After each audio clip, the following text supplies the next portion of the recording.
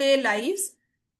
One such example is tissue paper roll in which first term, ठीक है, सो एक tissue paper role दिया हुआ है इन विच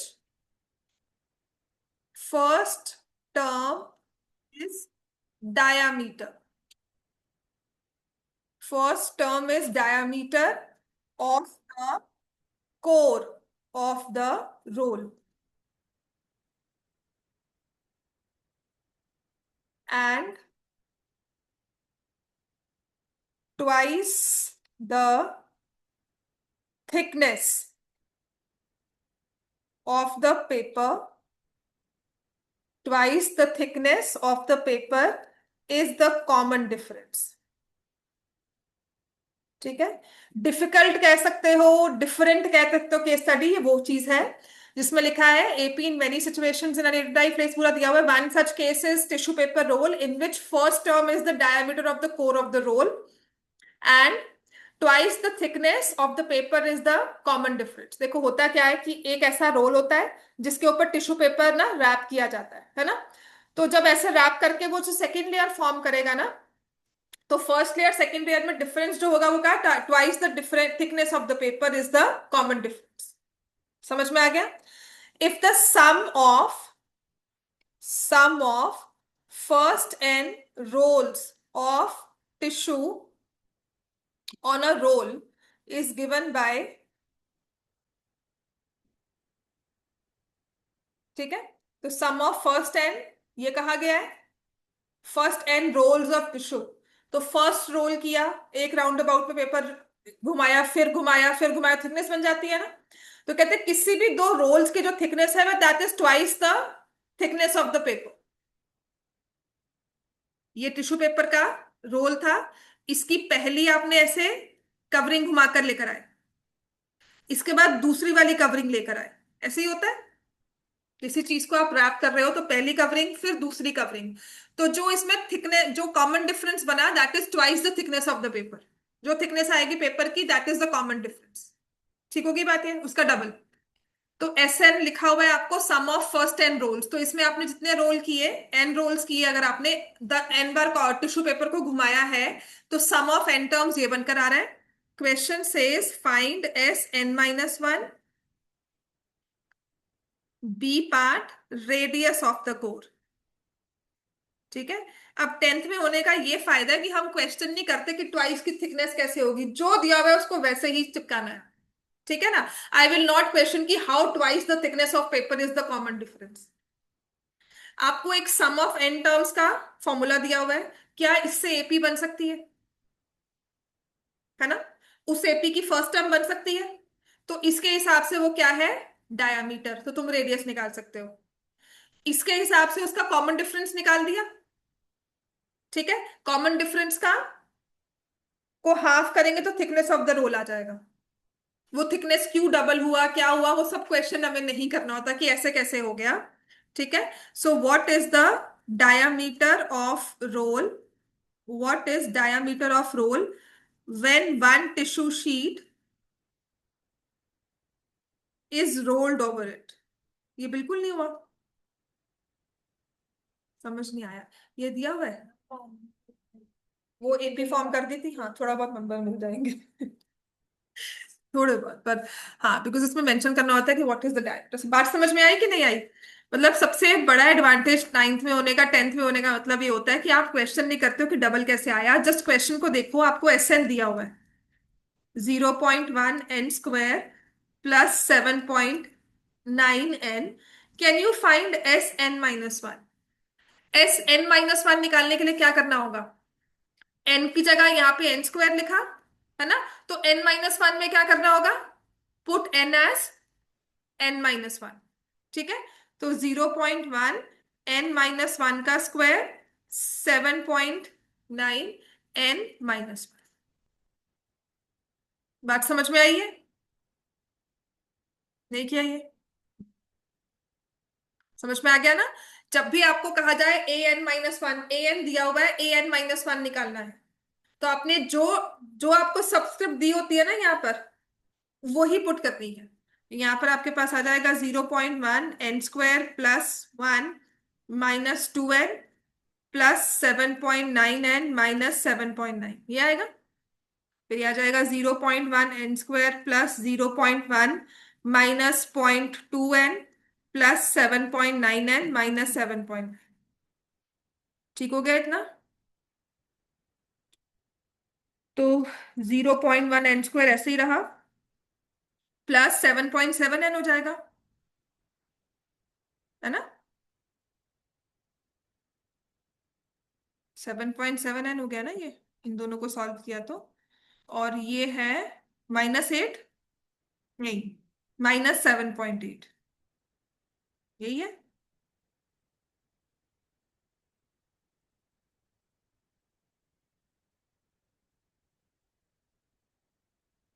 समझ में आ गया बच्चों सबको ये? ठीक है। अब तुम्हें रेडियस ऑफ द कोर निकालना है, ये क्लियर हो गया? So if we need to find radius of the core, SN दिया हुआ है, S1 निकालोगे तो 0.17.98 आ गया। ठीक है। So that means first term is 8, ये क्लियर है कि नहीं? S2 का मतलब क्या हुआ?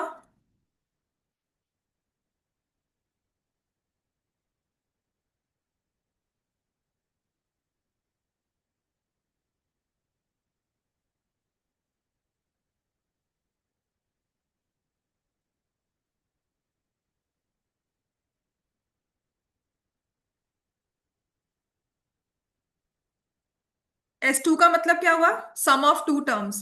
That means A1 plus A2 is 16.2। A1 अगर 8 है तो A2 कितना हो जाएगा? ठीक है। तो हमारी जो एपी बन गई वो है 8, 8.2, 8.4, सो ऑन करके एपी। तो अगर आपसे रेडियस पूछा जा रहा है तो आप क्या बताओगे? फर्स्ट टर्म डायमीटर के इक्वल है ना? तो रेडियस क्या हो गया? 4। First term is diameter of the core, है ना? तो रेडियस ऑफ द कोर कितना हो गया? 4 units. Next, what is the diameter of roll when one tissue sheet is rolled over it?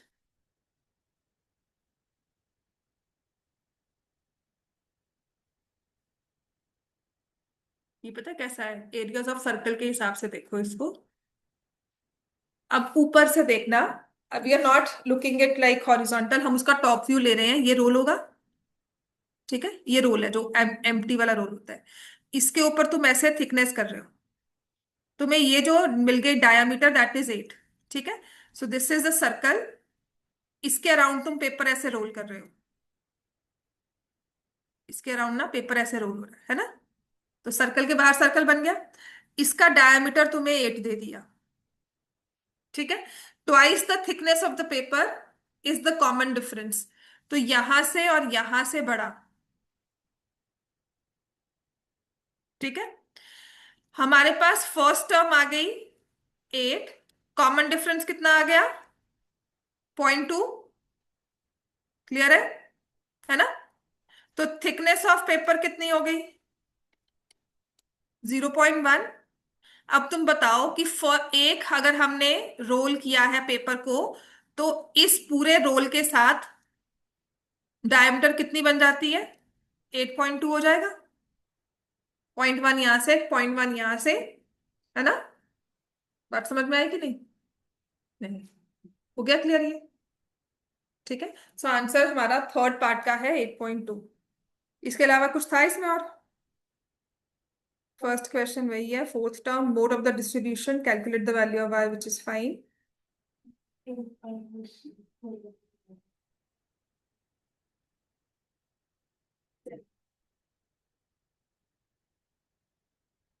ये एपी का है, ये हो जाएगा, लिखो एज अ होमवर्क, लिख लो इसको, वरना mth term of an AP is 1/n।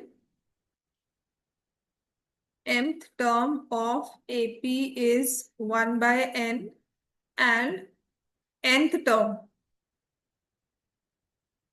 is 1 by m. Show that sum of mn terms is half mn plus 1.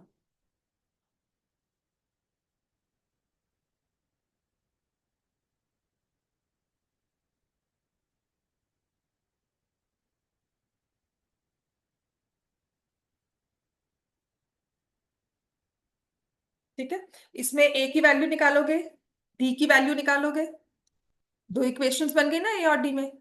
So find the value of A. Cancel कर दिया. m-1d minus n-1d is 1/n minus 1/n. समझ में आ गई? समझ में आया सबको? ये क्या किया मैंने, आपको पहले भी करवाया था ये क्वेश्चन टू प्रूफ का, कि जब भी ऐसा आपको mth टर्म nth टर्म दी हुई है ना, तो आपने इक्वेशंस फॉर्म करनी है. इक्वेशन फॉर्म करने के बाद, जैसे आपको फोर्थ टर्म फिफ्थ टर्म दी हो, नाइन्थ टर्म इलेवेंथ टर्म दी हो, कुछ ऐसे हमें टर्म्स दे दी, ठीक है, तो हमने ये टर्म्स लेकर इंडिविजुअल हम ए और डी में इक्वेशंस फॉर्म करते हैं. तो मैंने डी यहां से कॉमन लिया, m-1 माइनस n प्लस 1 हो जाएगा, और ये आ जाएगा m-n/mn.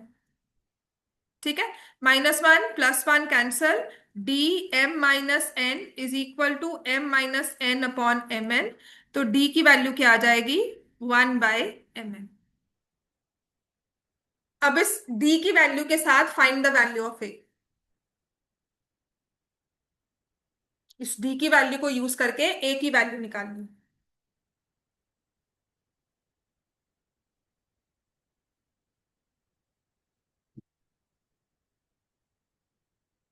ठीक है, तो ए प्लस m-1/mn इज 1/n.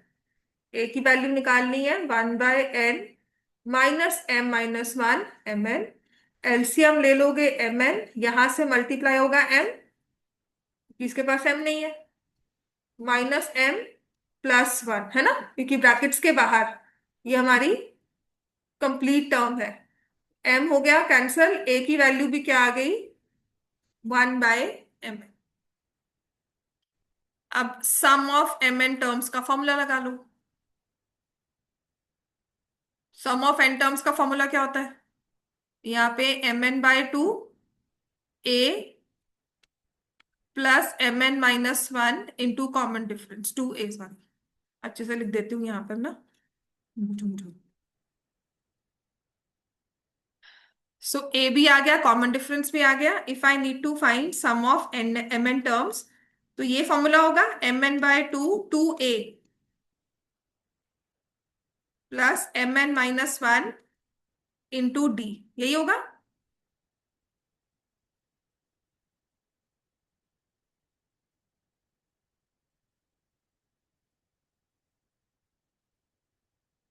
अच्छा, क्या डिसाइड किया तुम लोग ने कि लेना है?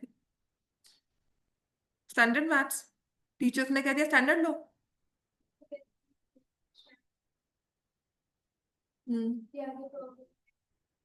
बेसिक में श्योर हो जाए, क्योंकि बेसिक कह रहे हैं कि they can opt for this, but next time में पॉलिसी चेंज ना करते हैं. Maybe because everyone will take. क्या? सारे स्टैंडर्ड ही ले रहे हैं. ठीक है, तो 2-1 करोगे तो क्या आ जाएगा? 1/mn+1 है ना.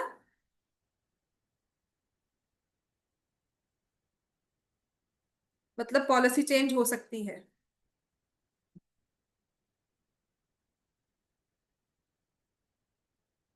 वैसे that is actually very unfair for people who've taken standard and they've like slogged throughout the year just to tell, just to have it कि नहीं बेसिक वाले भी ले सकते हैं. ठीक है, सो पहले भी बेसिक ले सकता था, but they had this condition that you have to appear for compartment.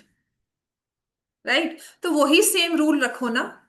आप सबको बेसिक में कह रहे हो, तो स्टैंडर्ड कौन लेगा? Why will we try and force कि मैं डिफिकल्ट क्वेश्चंस तुम्हें करवाऊं? मैं बुक की प्रैक्टिस में रट्टा लगवा देती हूँ बुक सारी. बेसिक है ही जब बुक रही है, और उसके बाद तुम नॉन मेडिकल ले सकते हो, मैथ्स कंटिन्यू कर सकते हो, तो फिर वाई स्टैंडर्ड का बर्डन तुम्हें क्यों डालना है? दिमाग से बोझ तो निकलेगा ना.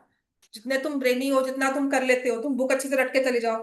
तुम मतलब 95 तक तो नंबर निकाल ही लोगे। 3 4 एमसीक्यू गलत होंगे अगर हम लोग बेसिक वाले बच्चे पे जाते हैं। बेसिक मैथ्स कौन लेता है जिसको मैथ्स अच्छी नहीं लगती, जिसको होता है कि बस अभी 10th तक कर ले उसके बाद आर्ट्स लेना है या हमने विदाउट मैथ्स पढ़ना है आगे।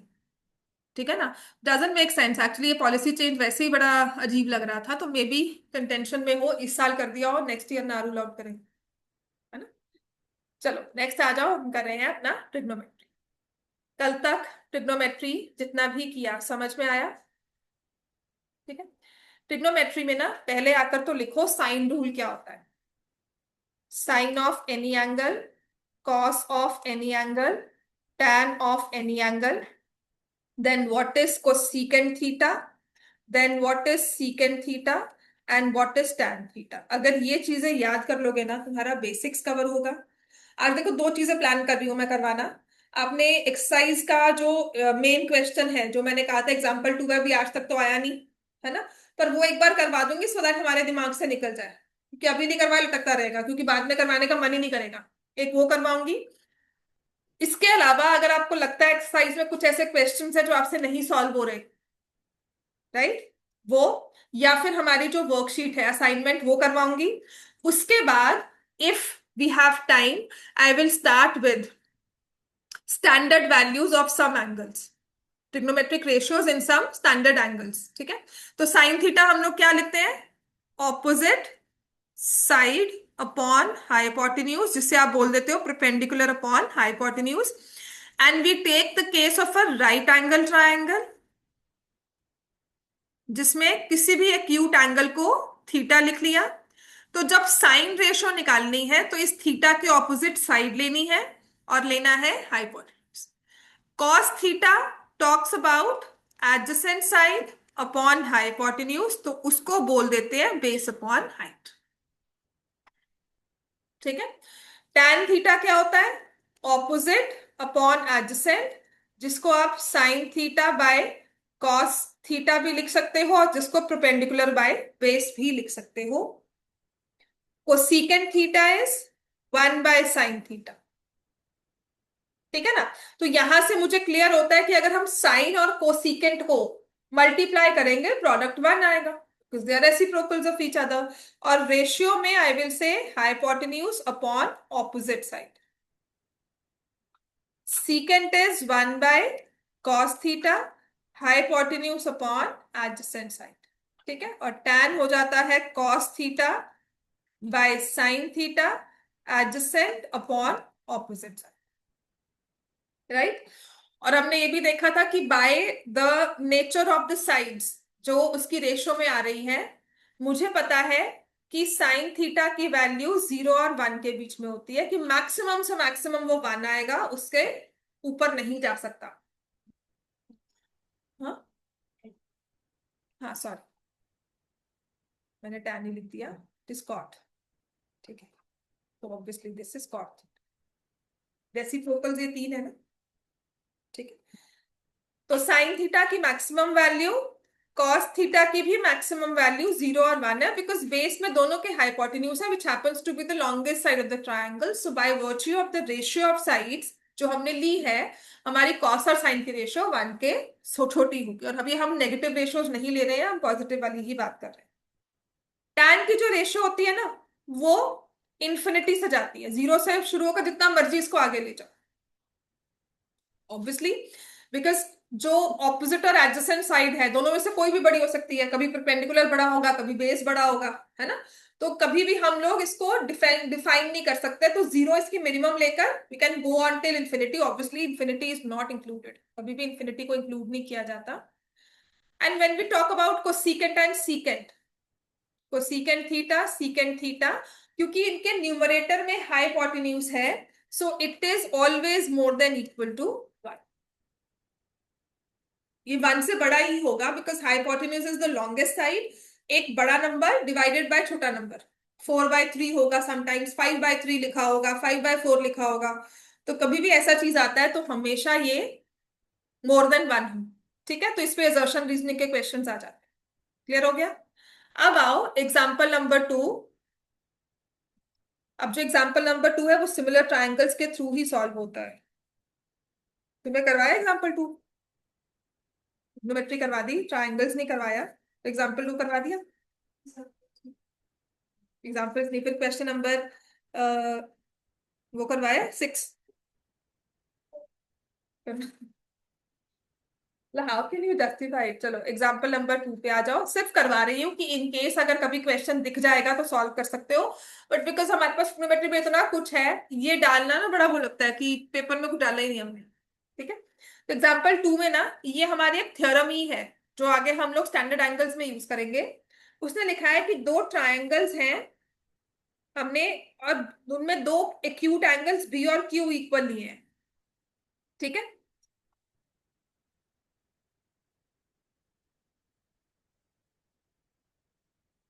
तो दो राइट ट्रायंगल्स ड्रॉ कर रहे हो कि उसके दो एक्यूट एंगल्स हम लोग इक्वल ले रहे हैं, B and Q. So we take two right triangles A B C. बस बी क्योंकि एक्यूट एंगल है ना, तो वो राइट एंगल पे नहीं आएगा, यहाँ पर सी आ जाएगा, और ये बी ले लिया। और क्योंकि यहाँ पर क्यू ले रहे थे तो पी आर ले लोगे, है ना। तो हमें गिवन है sine ratio of B is sine ratio of Q two right triangles ACB and PR। ठीक है, कि इन दो ट्रायंगल्स में इनकी साइन की रेशियो इक्वल है। अगर मुझे प्रूव करना है ना, इसके प्रूफ में लिखना है, तो ट्रायंगल ACB में साइन बी किसके इक्वल है, बताओ। AC अपॉन, ठीक है ना, साइन AB अपॉन AC हो गया, है ना। और साइन क्यू किसके इक्वल है, क्या लिखोगे, साइन क्यू किसके इक्वल है, PR अपॉन PQ। ठीक है, और मुझे पता है sine B is equal to sine Q. Clear हो गया इतना, है ना।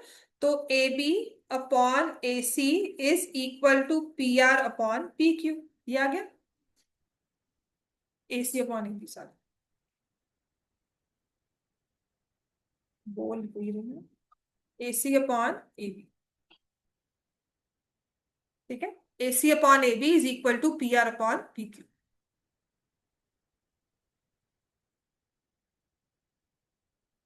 ठीक है, अब इसको ना हम रेशियोज के साथ इक्वल प्रूव करते हैं। मतलब मुझे दिखाना है कि अगर साइन, दो एंगल्स का साइन लिया और वो इक्वल आ रहा है, इसका मतलब वो एंगल्स भी इक्वल है। ठीक है ना, मैं दो एंगल्स की साइन रेशियो ले रही हूँ और मैं कह रही हूँ दोनों इक्वल आ रही हैं, तो कहीं ना कहीं वो एंगल्स का एक्यूट वैल्यू जो होगा ना वो सेम होगा। इतना क्लियर है, this is what it means. तो मैंने A C upon A B P R upon P Q ले लिया, राइट। तो इसको ना हम किसी रेशियो के इक्वल कर देते हैं। से का मतलब होता है कि हमने इसको मान लिया कि मान लो ये किसी रेशियो के इक्वल है, लेट नहीं करते रेशियोज में भी ऑलवेज से, let it be equal to K. ठीक है, तो ए सी मेरे पास आ गया के टाइम्स ए बी, और पी आर आ गया के टाइम्स पी क्यू। ठीक है, अब दोनों ट्रायंगल्स में ना पाइथागोरस थ्योरम लगाओ। दोनों ट्रायंगल्स में हम लिखेंगे A C square plus B C square is equal to A B square. A C को मैं लिख लूंगी के टाइम्स ए बी का होल स्क्वायर।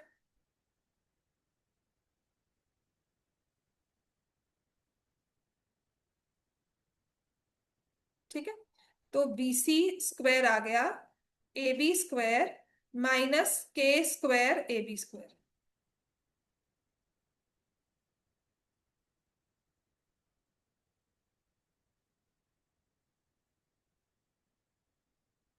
ये आ गया,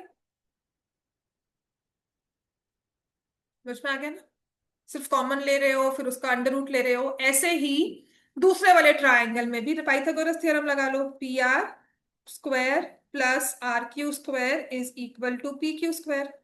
पी आर की वैल्यू के पी क्यू रखी थी, तो K square P Q square plus R Q square is equal to P Q square हो गया। तो आर क्यू की value can I write, it will be P Q, और square root में 1 - के स्क्वायर लिख देंगे।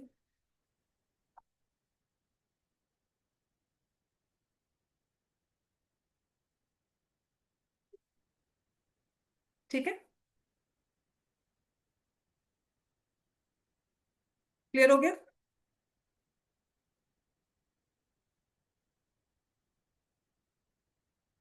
ठीक है, ये लिख लिया। अब आप क्या करो, बीसी और आरक्यू की रेशियो फॉर्म करो। क्या वो ए बी और पी क्यू के इक्वल है?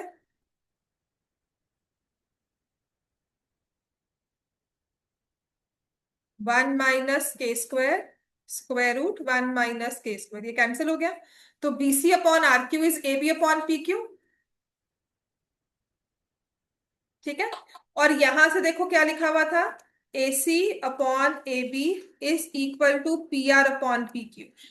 अब सिमिलर ट्रायंगल्स करके आए हो तो रेशियोज को चेंज कर सकते हो ना, इस ए बी को यहां भेज दिया, इस पी आर को यहां लेकर आ गए। तो कहना है से A C upon P R is equal to A B upon P Q. कह सकते हो ना, हमने रेशियोज को चेंज किया, ये 1 है और ये 2 है, तो सारी रेशियो सेम हो गई। समझ में आया कि नहीं? है ना? तो ये आ गया A C upon P R is A B upon P Q is B C upon R Q. और ये क्या है? सिमिलैरिटी का रूल। कौन सा? S S S. तो triangle A C B similar to triangle P R Q आ गया, hence angle B equals to angle, जिसके बेसिस पर आप बोलते हो triangle A C B is similar to triangle P R Q, hence angle B is equal to angle Q. ये S S S rule के साथ इक्वल सिमिलर हो। समझ में आ गई बात ये? ठीक है, तो ये वाला क्वेश्चन ले लो, या फिर क्वेश्चन नंबर 6 ले लो, वहां पे कॉस्ट रेशियो को इक्वल करती है। बात वही है, कॉस्ट का मतलब आप एडजेसेंट साइड्स ले लोगे। ठीक है, ऑलमोस्ट सेम है, कोई डिफरेंस नहीं है। एग्जाम्पल 3 देखो, सॉल्व हो जाएगा आपसे। Example 3, example 4। ठीक है, आज मैं ना आपको trigonometric ratios for specific angles करवा देती हूँ उसकी डेरिवेशंस के साथ। फिर मैं क्या करूंगी, इकट्ठे जो हमारे क्वेश्चंस होंगे असाइनमेंट के वो कवर कर लेंगे, बिकॉज इसमें स्क्वायर के साथ ना आइडेंटिटीज ना दी हैं कुछ कुछ। चलो देखते हैं। असाइनमेंट देखी थी किसने घर जाके? 1 to 11 क्वेश्चन मैंने होमवर्क दिए थे, किए थे? देखिए, आज जाके एक बार सॉल्व करना, ट्रिग्नोमेट्री को साथ साथ एक्स्ट्रास भी रिवाइज कर लो। मैं आपको स्टैंडर्ड एंगल्स भी करवा लूंगी, और फिर उसके बाद अगर कुछ क्वेश्चन सॉल्व हो सकते हैं तो वो भी देख लेना। Try example 3, example 4। और इसमें कौन से क्वेश्चन रहते थे? क्वेश्चन नंबर 8 और question number 9। Example 3, example 4, question 8, question 9। Quickly ये कर सकते हो आज अभी बैठकर क्लास में रिवीजन में। हमारे पास है example 3, example 4, question number 8, question number 9, जो कल क्लास में नहीं हुए थे। इसके बाद ना बहुत इंटरेस्टिंग है, how to find ratios for some specific angles. Trigonometric में ना, ट्रिग्नोमेट्री में कुछ एंगल्स की ना रेशियो बहुत इजीली निकल जाती है।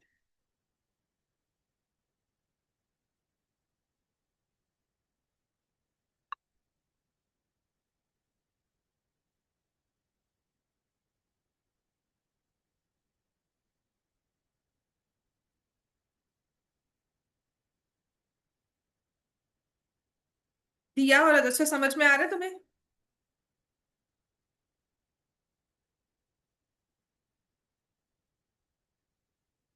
Yes ma'am. Yes ma'am.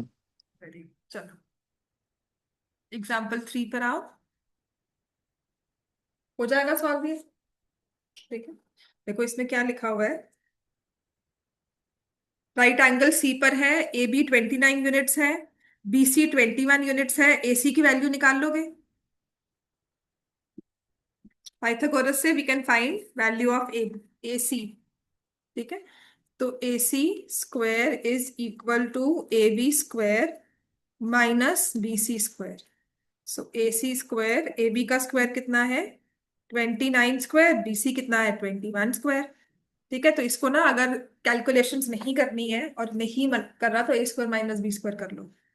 29 + 21, 29 - 21, तो यह आ जाता है 50 × 8 जो कि होता है 400, और वो किसका स्क्वायर है? 20 का। तो ये तुम्हारे पास राइट एंगल ट्राइंगल बनकर आ गया, जिसमें इसको थीटा दे दिया। ठीक है, this is 21, this is 29 and this is 20। अब कहते तुम निकालो भाई कॉस थीटा। कॉस थीटा किसके इक्वल हुआ? बता मृदुल। हाँ, हाँ, तो वैल्यू क्या हुई बेटा इसके हिसाब से? समझ में आ गया ना? And what about sine theta?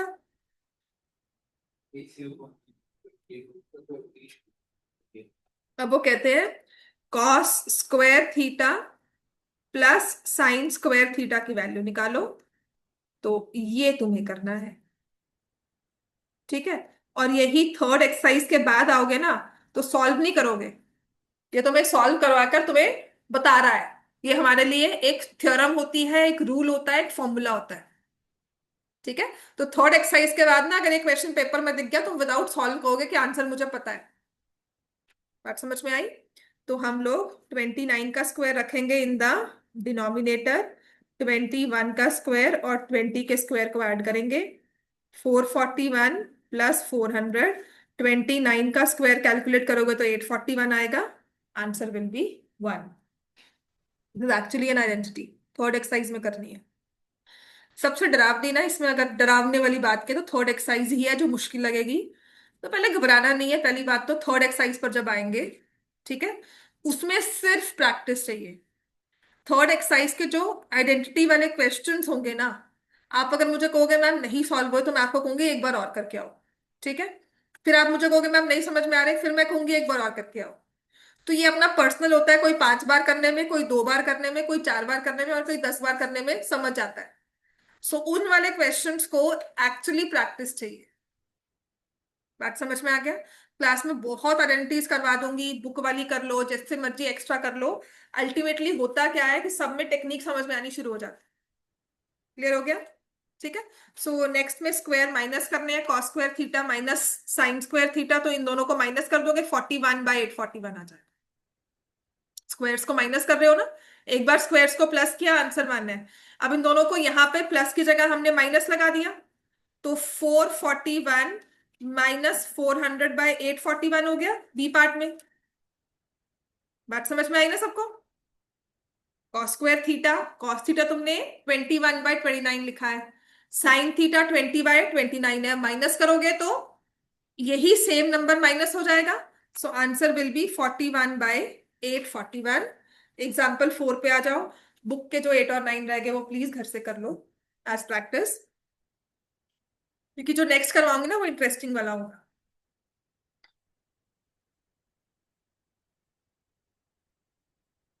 Example number 4। ठीक है, सो ये जो एग्जाम्पल नंबर 4 है, इन अ वे स्पेसिफिक एंगल्स की जब हम बात करेंगे ना, उसी का प्रूफ है। In right triangle ABC, right angle at B,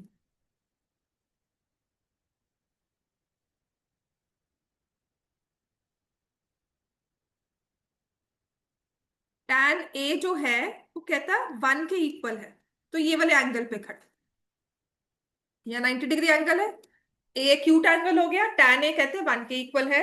आपको वेरीफाई करना है 2 sin A cos A equals to 1। ठीक है, अच्छा tan की रेशो क्या होती है? Opposite by opposite by adjacent, perpendicular upon base, है ना? तो इस ए का ऑपोजिट साइड या परपेंडिकुलर क्या है? BC। एडजेसेंट क्या है? AB।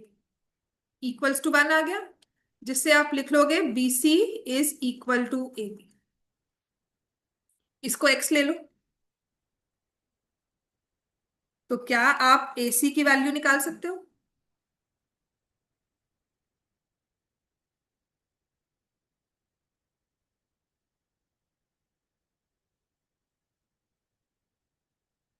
ये आ गया ना? तो 2x² का स्क्वायर रूट, x√2 आ गया, है ना? ये x हो गया, ये x हो गया, ये √2x हो गया। इसको k भी ले सकते हो, because when we talk about ratios हम k भी ले लेते हैं। Will not make much of a difference, कोई इतना टेक्निकल होकर नहीं चलेगा। आपने एक्स ले लिया ना लेट करके, ठीक होगी बात ये। अब उसने कहा है वेरीफाई करना है, two sine A cos A equals to 1। हम लेफ्ट हैंड साइड ले लेंगे, two sine A cos A, तो two as it is. Sine A क्या हो जाएगा बताओ? X upon √2x। और कॉस ए क्या हो जाएगा? x/√2x। तो ये x और x कैंसिल हो गया बिकॉज रेशियोज है, कैन नॉट बी नेगेटिव। 2 और √2 कैंसिल हो गए, √2 और 2 के साथ 1 आ गया, equal to RHS। Hence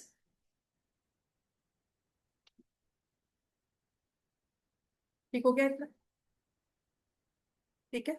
question number 7, 8 and 9 घर से करके ले आना, बहुत इजीली हो जाएंगे। ये जनरली MCQs में आ जाते हैं आपको।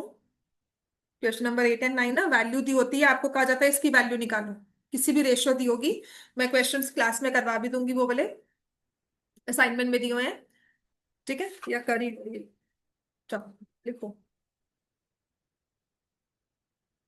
असाइनमेंट में ना, ये वाला क्वेश्चन देखो। अगर आप फर्स्ट फ्यू क्वेश्चंस पर आओगे ना, question number 1, question number 2,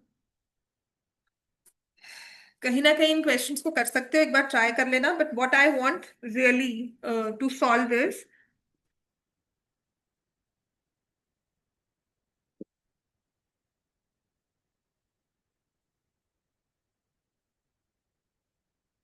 question number 6 देख लो, ठीक है। असाइनमेंट का क्वेश्चन नंबर 6 लिखवा रही हूँ।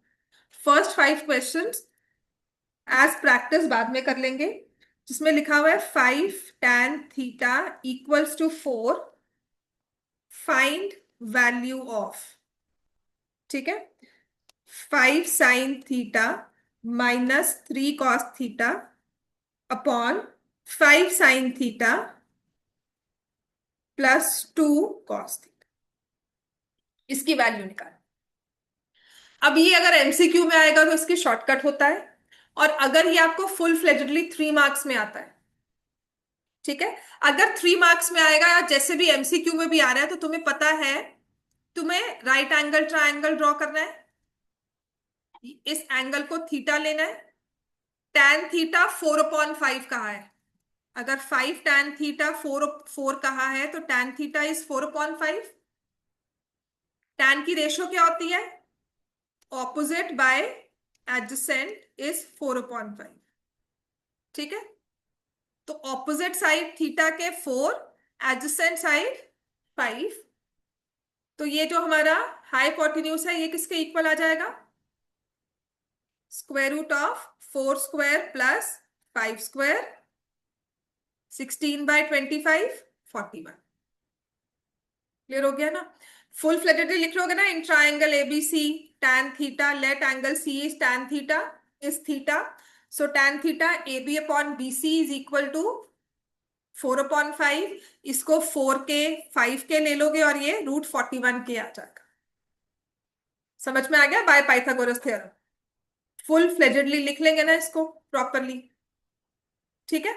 अब इसके बाद आपने क्या करना है, 5 sin θ, इस थीटा का साइन वैल्यू क्या होगा? 4 के/√41 के। 3 cos θ क्या होगा? 5 के/√41 के। समझ में आ गया?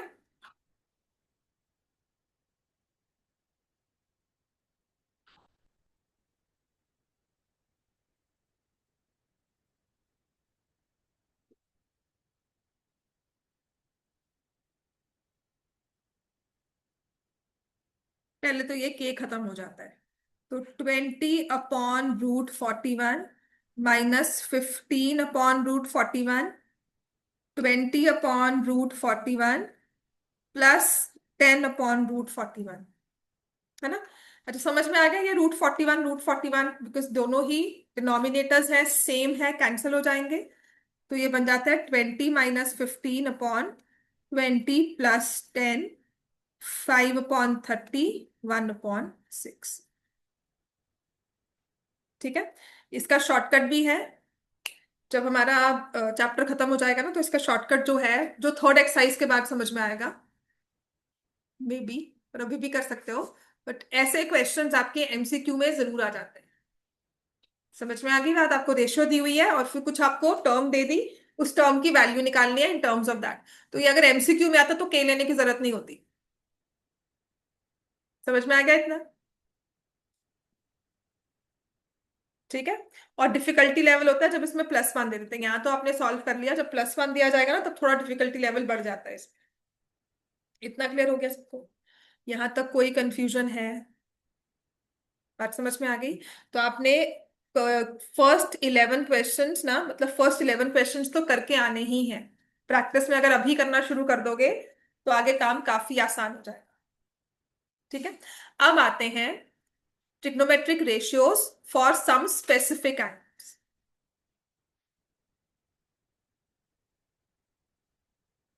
कि कुछ कुछ एंगल्स की ना रेशियोज हमें पता होती है, हम डिराइव कर सकते हैं, उन्हें रट्टा मार के याद भी कर सकते हैं।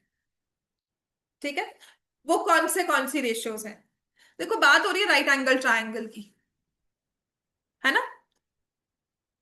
राइट एंगल ट्रायंगल में अगर दोनों साइड्स इक्वल हो, मतलब हम लोग बात कर रहे हैं आइसोसलस राइट ट्रायंगल, है ना? तो उसमें हर एक एंगल किसके इक्वल हुआ? जो एक्यूट एंगल है 90 डिग्री का तो एंगल ले लो, बाकी दो एक्यूट एंगल किसके इक्वल हुए? तो हमारे पास ट्रिग्नोमेट्रिक रेशियोज आती है फॉर 45 डिग्री एंगल। 6 रेशियोज है ना? Sine, cos, tan, secant, cosecant, cot. तो 45 डिग्री के लिए ना, हर एक एंगल के पास, हर एक रेशियो के पास एक पर्टिकुलर वैल्यू है हमारे। ठीक है, जो हम याद भी कर सकते हैं। तो हमने क्या किया, बिकॉज ट्रायंगल आइसोसलस है, तो A B equal to B C को हमने एक्स ले लिया। ये इसकी डेरिवेशन है, प्रूफ है कि how can I find sine 45, how can I find cos 45, prove, derive sine 45। तो 45 निकालने के लिए हमेशा हमें आइसोसलेस राइट ट्रायंगल लेना है। ठीक है। अब पाइथागोरस थ्योरम के अकॉर्डिंगली AC जो है वो √2x आ जाएगा, एग्जाम्पल 4 में भी किया है। समझ में आ गया ना? अगर हम पाइथागोरस थ्योरम लगाएंगे, by Pythagoras theorem, AB² plus BC² is AC²। तो x² plus x² is AC का whole square. 2x² is AC², जिससे AC किसके इक्वल आ गई? √2x। अब मुझे बताओ, साइन 45 डिग्री निकालना है। अब ये मत कहना मैम कहाँ पे जाए साइन 45 के लिए, कहाँ मतलब कौन सा 45 ले, कोई भी ले लो। So if I take sine 45 as this angle, angle C लेती हूं, तो इसके ऑपोजिट क्या है? x। हाइपोटेन्यूज क्या है? √2x।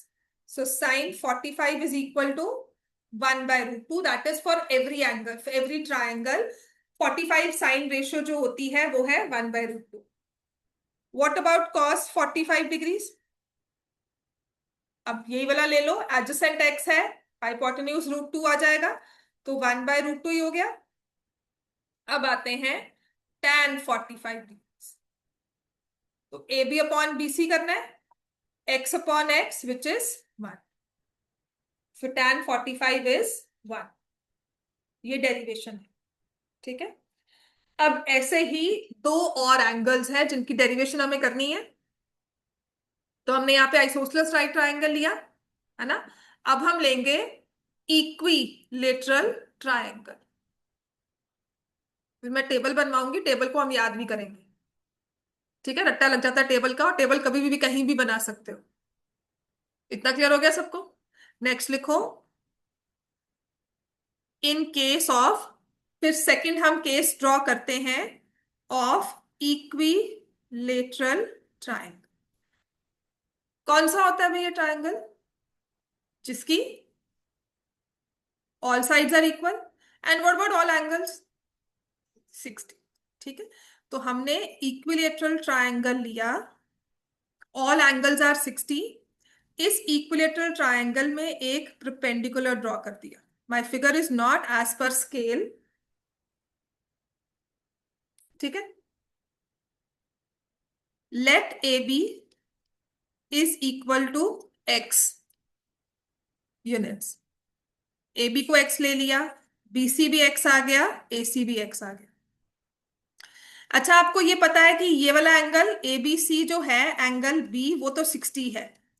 तो जो ये एंगल बी ए डी है वो किसके इक्वल होगा? ये वाला एंगल क्या होगा? 30 डिग्री होगा ना, सबको पता है ये। And what about B D? ये किसकी इक्वल होगा? पूरी साइड बी सी एक्स थी, by equilateral triangle will it be X by two? Clear हो गया सबको? ये एक्स बाय टू होगा। अब यहां पर can you find the length of A D? वही पाइथागोरस थ्योरम लगाना है। X square minus X by two का होल स्क्वायर अंडर रूट। ठीक है ना? 90 डिग्री के ऑपोजिट साइड हाइपोटेन्यूज, उसका square minus B D square will give you A D. तो ये आ जाएगा square root of X square minus X square by four, 4x² minus X square by four का स्क्वायर रूट। तो ये होता है 3x² बाय फोर का square root, root 3x/2। AD height हो गई ना इक्विलेटरल ट्रायंगल की, तो रूट 3/2 ऑफ साइड ही होती है। तुम सारी रेशियोज फाइंड कर। If I say sine 60 degree, opposite side upon hypotenuse. ठीक है, ये ऑपोजिट साइड है, root 3/2 X upon hypotenuse, X cancel हो गया, रूट 3 बाय कॉस 60 फाइंड करो। Adjacent side x/2 upon X, तो 1/2 आ गया। क्लियर हो गई बात ये? ठीक है। tan 60 फाइंड करो।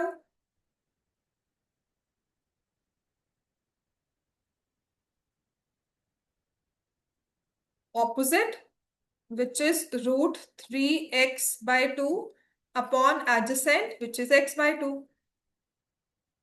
रूट 3 हो गया।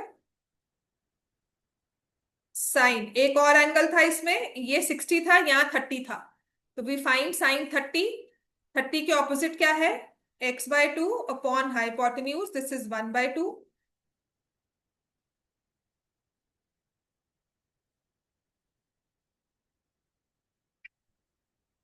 देन वी फाइंड cos 30, निकालो।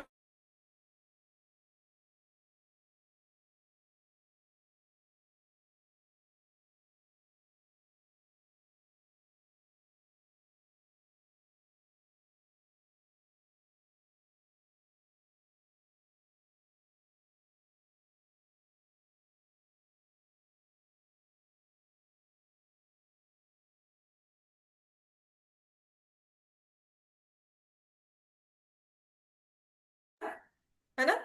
सो tan 30 क्या होगा? Opposite which is x/2 upon adjacent. ठीक है, तो x कैंसिल हो गया, 2 कैंसिल हो गया, 1/रूट। ये तो है डेरिवेशन। कभी कहीं आपको 2 नंबर का क्वेश्चन वगैरह डिराइव, किस्मत में होता है, कभी कभी ऐसे ही आ जाता है, derive the value geometrically find sine 60 degree, find the value of sine 60 geometrically. I tell you after like सितंबर के बाद ना तुम्हें साइन 60 कॉस 60 ओरली याद होंगे। नहीं याद होंगे तो मैं तुम्हें टेबल अभी याद करवा देती हूँ, how to find sine 60। Table बनाकर कभी भी आ जाओ। मैं क्या करती थी पेपर में ना, जब वो 5 मिनट का टाइम होता है ना, अभी तो ये भी अलाउड होता है कि पेंसिल से नहीं लिखना, पेन से नहीं लिखना, you can not right tables. तो कुछ मत करना, लास्ट पेज जो होता है ना आपके आंसर की का, छोटा सा टेबल पेंसिल से बना दो। अगर कोई प्रॉब्लम है तो उसको इरेज कर सकते हो, इफ योर टीचर्स से सो। दैट्स व्हाट आई हर्ड कि बोर्ड्स में ऐसे बोलते हैं वैसे बोलते हैं, तो पेंसिल से बना लो।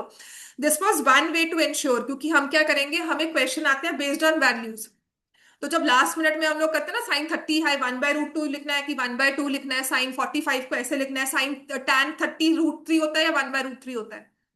बिकॉज ऑफ स्ट्रेस ना, आप वो वैल्यूज को कंफ्यूज कर जाते हो या कुछ गलत कर देते हो। ठीक है, तो हम क्या करेंगे, सिर्फ पलटी मारेंगे पेज में, वो वैल्यू देखेंगे, फटाफट से लिख देंगे। तो उसके लिए एक टेबल बन जाता है बड़े आराम से। वो टेबल कैसे बनता है, तो स्टैंडर्ड वैल्यूज देखो हमारे पास आती है 30, 60, 45, और एक होता है 0 डिग्री, एक होता है 90 डिग्री। ठीक है, हम सिर्फ साइन के लिए टेबल बनाएंगे। हम लिखेंगे साइन थीटा, और थीटा की वैल्यू है 0, 30, 45, 60 and 90।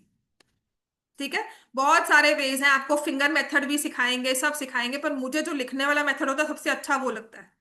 I find it easier, because लिख रहे हो बिना सोचे समझे, वो ऊपर कितनी फिंगर्स है नीचे कितनी फिंगर्स है ना, वो तब होता है कि जब, पता नहीं, मुझे नहीं पसंद आता कभी, तो I always right it like this. ठीक है, 0 से स्टार्ट किया ना, अब तुमने वैल्यू याद करनी है। थीटा की वैल्यू 0 डिग्री होगी। जब ये तुमने 5 कॉलम्स बना लिए ना, आपने क्या करना है, 0, 1, 2, 3, 4। ठीक है, लिख लिया ना, 0, 1, 2, 3, 4 लिख लोगे। अब 4 तक गए ना, तो 4 से डिवाइड कर दो,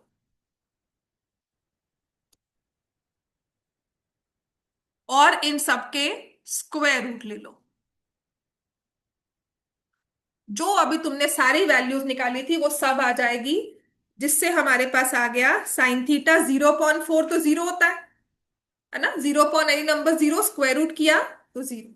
इसका मतलब जब थीटा 0 डिग्री है ना, तो साइन 0 किसके इक्वल हुआ, 0 degree, sorry 0, sine 0 degrees is 0।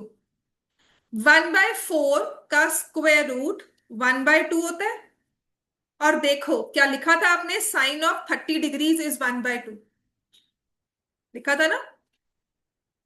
Sign of 45, ये 2/4 है ना, तो ये 1/2 हो गया, तो आ गया 1/√2, वही लिख रहे थे हम। ठीक है, 60 पर √3/2 हो जाएगा, और 90 पर क्या आ जाएगा, 1। क्लियर हो गया इतना, सिर्फ हमने साइन के लिए टेबल बनाना है, बाकी सभी वैल्यूज आ जाएंगी। So these are the calculations. अगर कभी भी कंफ्यूजन आती है, आई ऑलवेज एडवाइज कि पेपर कभी कभी क्या होता है, वैल्यू बेस्ड क्वेश्चन कोई आता है, वो होगा 3 नंबर का या 2 नंबर का, and sometimes we miss on values कभी कभी लिखते हुए। तो सिर्फ कंफर्म करने के लिए कि हमने ठीक लिखा है, आपके पास ये टेबल होगा, आप उसे वेरीफाई कर सकते हो। समझ में आ गई बात है। अब कॉस इसके बाद कैसे करना है, साइन लिख लिया ना, अब कॉस कैसे करना है, कॉस थीटा। कुछ नहीं करना है हमें, जो साइन में हमने 90 में वैल्यू लिखी है ना, वो कॉस में लिख लो, यहाँ 1, इसको यहां, मतलब बिल्कुल रिवर्स में, जैसे एपी रिवर्स में लिखते थे वैसे ही। ठीक है, तो cos 0 is 1, cos 30 is √3/2, cos 45 is 1/√2, cos 60 is 1/2, cos 90 is 0। मैं 0 और 90 एक्सप्लेन करूंगी आपको, एक्सट्रीम वैल्यूज हमने कैसे निकाली, 1 क्यों निकाला, 0 क्यों निकाला। ठीक है, अब आते हैं टैन। अच्छा, रिगार्डलेस, अब इसके बाद तो आपको पता ही है ना कि अगर हमने टैन निकाल लिया या साइन निकाल लिया, तो I have cosecant secant also, है ना। समझ में आता ना कि कोसीकेंट मेरे पास है, 1/sin है।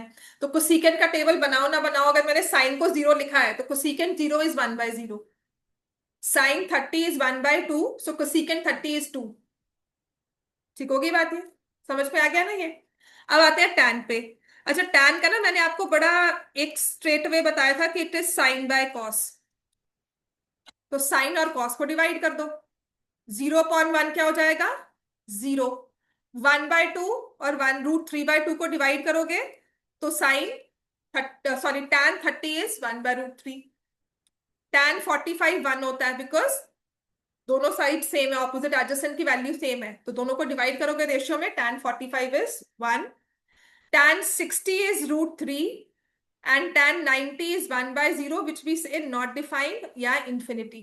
तभी हमने कहा था कि टैन जितनी मर्जी बड़ी कर दो। समझ में आ गया इतना, इतना क्लियर है।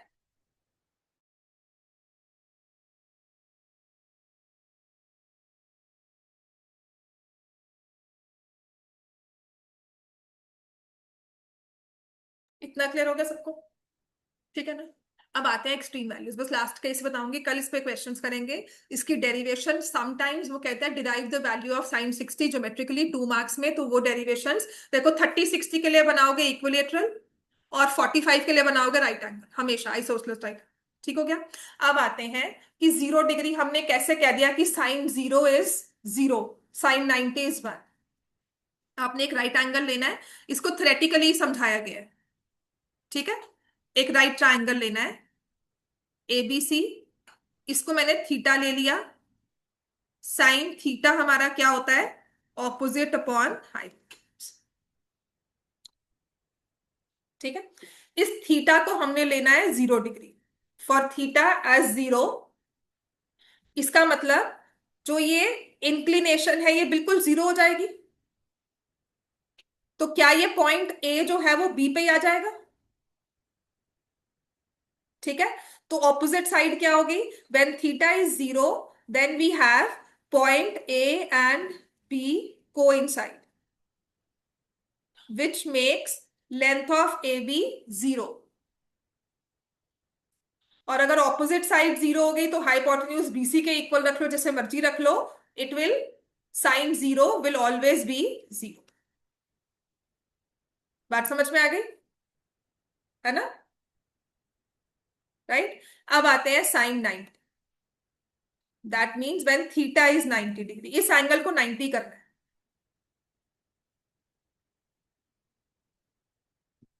ठीक है? कोई भी वैल्यू अगर 0 लिया तो ये तो बिल्कुल ही मर्ज कर जाएगा। आपको समझ में ये चीज आती है कि व्हेन आई हैव साइन 90, तो जो हमारा ये एंगल है, ये सी पॉइंट और बी पॉइंट मर्ज कर जाएंगे। जितना मैं बड़ा एंगल करती रहूंगी ये वैल्यू उतनी पास आती रहेगी। ठीक है ना? ये वाला एंगल अगर मैंने मान लो 30 डिग्रीज लिया है, तो ये 45, ये 60, फिर 75, so on. So when theta is 90, point B and C coincide. तो क्या होता है? आपकी ऑपोजिट साइड ए बी और hypotenuse, they become equal to each other. Opposite side and hypotenuse they become equal to each other, बिल्कुल merge कर जाते हैं 90 पर, मतलब बिल्कुल जैसे ओवरहेड देख रहे हो। बात समझ में आ गई? बिल्कुल ऊपर ऐसे करके देख रहे हो। दैट मीन्स आपका सी और पी पॉइंट सेम आ गया, तो ए बी और ए सी सेम हो गए, बी सी बिल्कुल 0 हो गया। So that's why your sine 90 will give opposite upon hypotenuse as 1. Both are equal values. ठीक है? अब अगर cos 0 पे आ जाओगे, cos होता है adjacent upon hypotenuse। जब 0 करना है cos को, ये थीटा है ना, हमने ये लिया, इस एंगल 0 कर दो, तो एडजेसेंट साइड और हाइपोटेन्यूज बिल्कुल सेम हो गया। एडजेसेंट साइड BC है, सो अगर cos 0 हो गया तो BC is equal to AC। at 0 degree angle, BC and AC will coincide। है ना? हाइपोटेन्यूज एडजेसेंट इक्वल हो गया, तभी cos 0 बन के इक्वल है। और अगर cos 90 पे आ जाओगे, ये एंगल 90 करना है, तो एडजेसेंट साइड बिल्कुल 0 हो गई। ठीक है? 0 अपॉन हाइपोटेन्यूज विच इज जितना मर्जी हो, तो एडजेसेंट साइड 0 होगी, तो cos 90 इज 0। तो एक्सट्रीम जो केसेस है ना, वो इस तरह से एक्सप्लेन किए गए। समझ में आ गया? कल हम करेंगे एक्सरसाइज 8.2।